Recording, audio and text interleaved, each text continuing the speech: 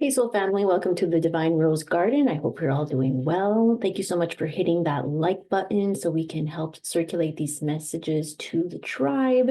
Thank you so much for subscribing. If you are new, welcome.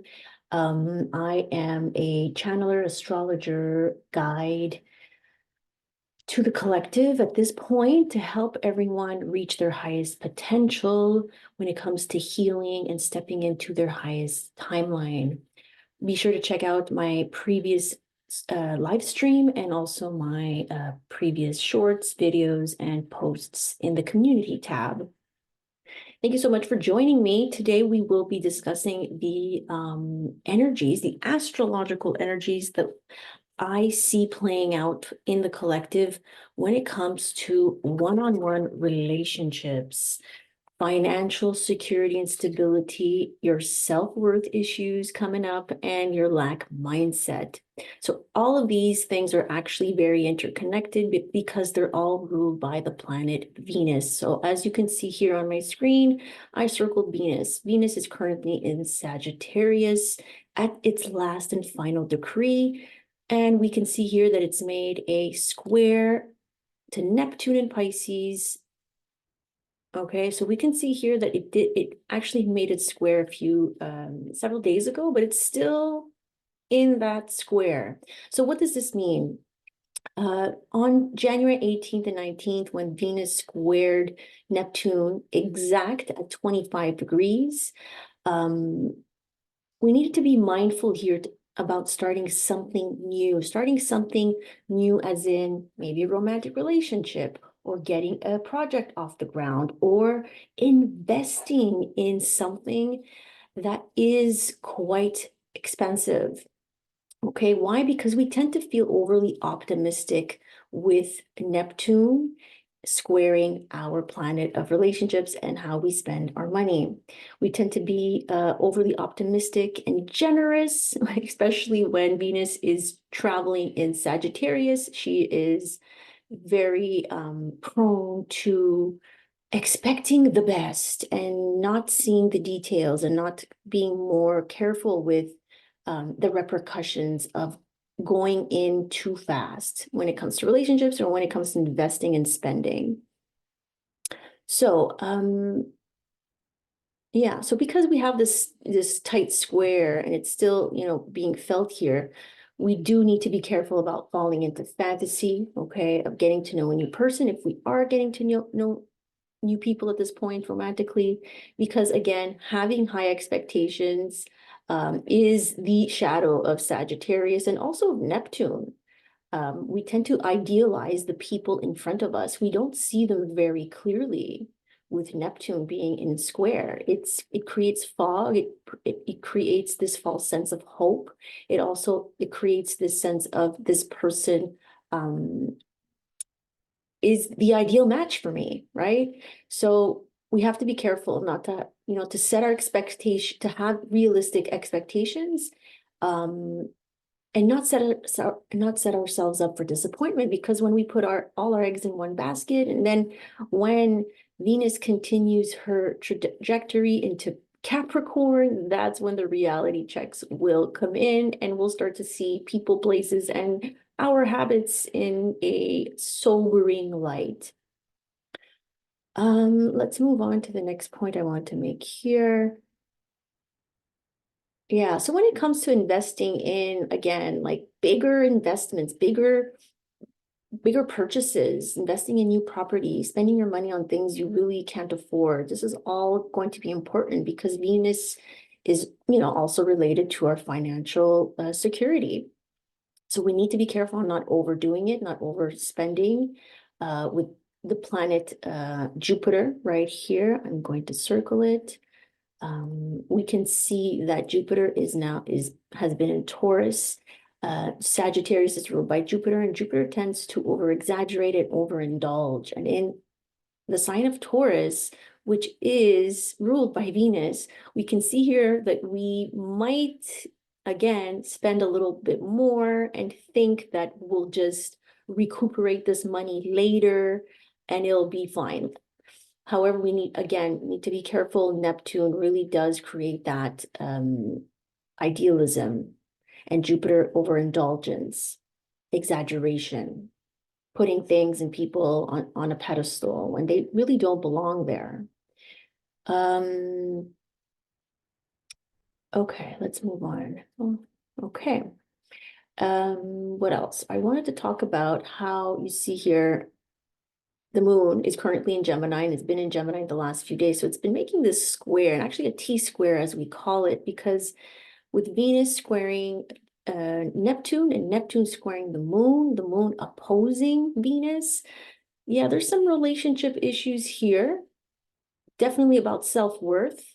Are we overdoing it in relationships? Are we overgiving in relationships? Maybe we're being asked to face those things. If we're headed towards an ending in a relationship, this can bring up a lot of back and forth. Should I stay? Should I go? There's a lot of fickleness when it comes to Gemini. Moon and Gemini energy is, it wants both experiences. And unfortunately, in this life, you can only have one experience. You got to choose. Are you in alignment or are you not in alignment? And if you're not in alignment, then we have to be careful to not fall into this fantasy way of thinking, because that's going to, again, get us in trouble a little later when Venus, the planet that is now ruling the South Node here in Libra, okay, we have to be careful because the South Node is about releasing our karma. Okay, so karma related to what in Libra? We're talking about relationships. So whenever there's a T-square, when there's two squares going on and in opposition, we have to look to its outlet. Like, where is the energy asking us to be more productive? Where is it actually helping us? And where is it supporting us? So I like to do this, okay, to the energy that is supporting us. So we want to make sure that we are headed in the right direction. Actually, I'll just use the arrow here. So the outlet that is supporting you, if you are struggling between staying in something or leaving or making the right decision when it comes to your finances, being in a place of, I don't feel worthy enough, nothing good is happening, and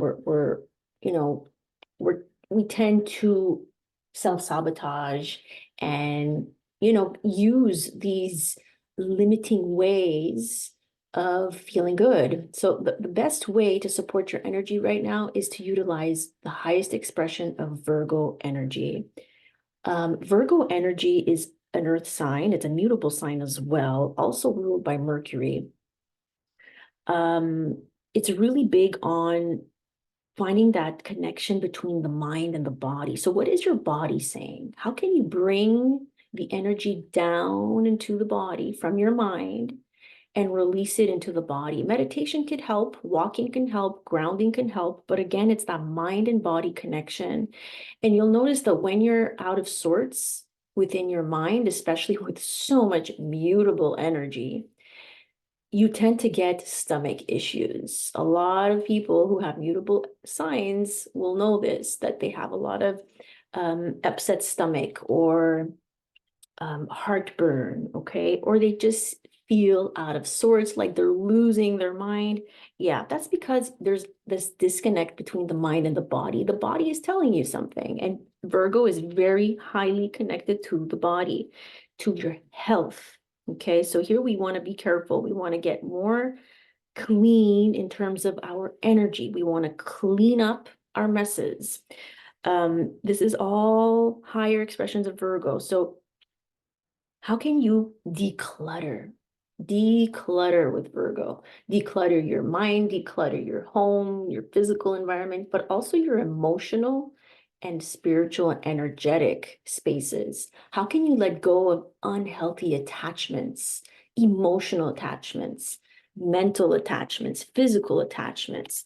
This is going to help you really deal in a very healthy way with this T-square with Venus, Neptune, and the moon here. So I do feel like home issues in the home, issues with maybe mother figures, feminine energies also coming up. So yeah, be precise, be sharp in the way you speak, take your time. So the ruler of Virgo we can look at is in currently Mercury in Capricorn. So let's circle Mercury for you.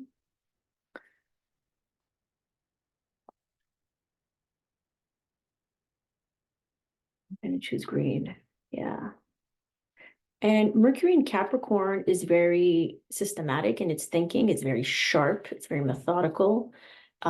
It's sobering. It looks at reality. It faces reality. It plans. It is not shy to speak its mind, but very thoughtfully, mindfully, realistically.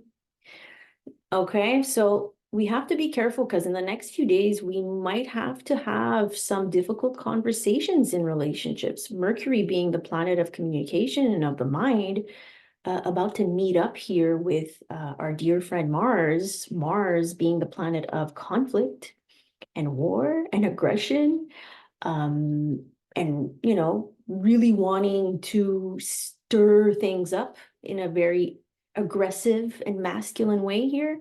Yeah, there might be some confrontations, conversations that need confronting the issues. And in Capricorn, we're dealing with maybe career stuff, with long-term goals, with getting things off the ground. It's systematic. It's about your structure. It's about your physical reality. So conversation about what is going on in your physical reality as it pertains to your financial stability and to your one-on-one relationships, whether that's in romantic relationships with people in your family or in your place of work or friendships. So that's going to be coming up in the next few days. So just be mindful of your words, be mindful of what you say and how you say it. Okay, what else? What other information I had here? So when it comes to relationships as a whole here, we want to make sure not to make impulsive decisions either. Now, for some, Venus at 29, this is a very critical degree, meaning that shadow of Sagittarius might come up. So there is some, you know, issue around taking things too far in relationships, blowing things out of proportion, exaggerating, expecting too much, okay? We want to make sure not to make impulsive decisions.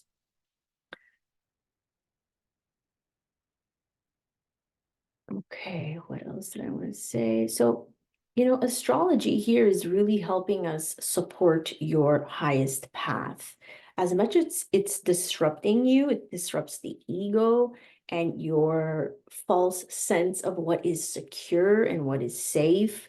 It really is a way to get out of our own way. It's really a tool to help us get out of our own way because it's time. Okay, so when we talk about divine timing, it really is talking about the astrology, the planetary energies, and how they're impacting timing in your choices. And for some, it is time. It is time to make that choice. For others, it's time to stop making impulsive choices when it comes to relationships, when it comes to spending, when it comes to starting new things. And it's important to really look at the fine print in Virgo. You got to look at the fine print. You got to be more detailed, focused, and you can't be afraid to refine, perfect, fine tune, and restructure, okay? And decluttering, but in a more simplistic way. When it comes to your daily habits, what are you doing on a daily basis that is supporting your mind, body, and soul connection? So, all that to say is that, you know, there is no bad guy here. And even if you are going through a tough time in relationships, which is very likely, you know, when you're in a karmic relationship that has its expiry date with the South Node being in Libra, we are constantly being asked to take steps and make choices, okay, that align with the North Node. And here we have the North Node in its opposite sign of Libra, Aries.